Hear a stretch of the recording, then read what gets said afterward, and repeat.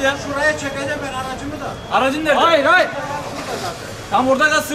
Öyle mi? Evet kalsın, devam et. Tamam hadi. Ya çocuğu var abi. Yok. Koşma kardeşler, koşma kardeşler. Kalsın dikler, gir içeri. Beşim gelecek, tamam. Silahlı silahlı, koşun.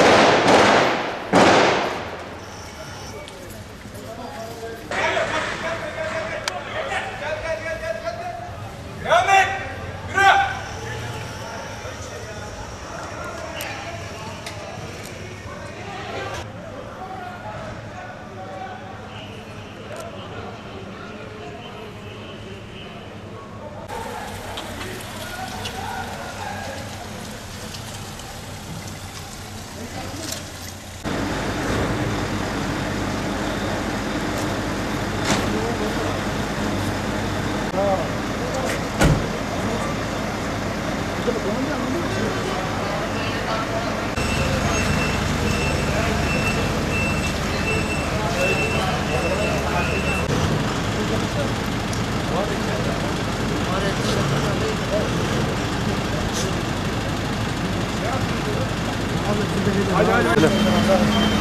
Bence bunlar teröristtür.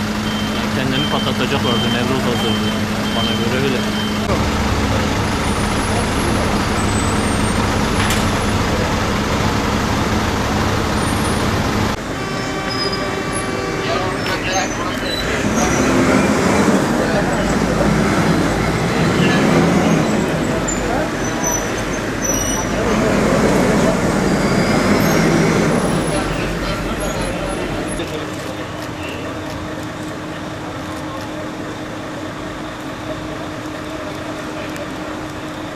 Arkadaşlar lütfen.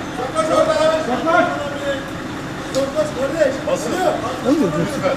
Uzaklaş oradan.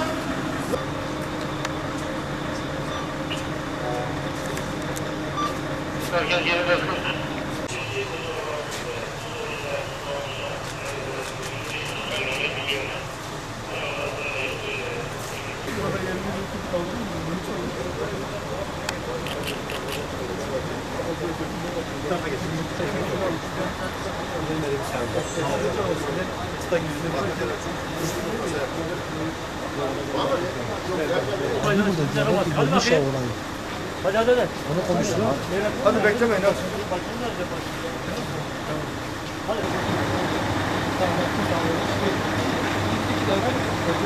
Hadi. Gidiyoruz.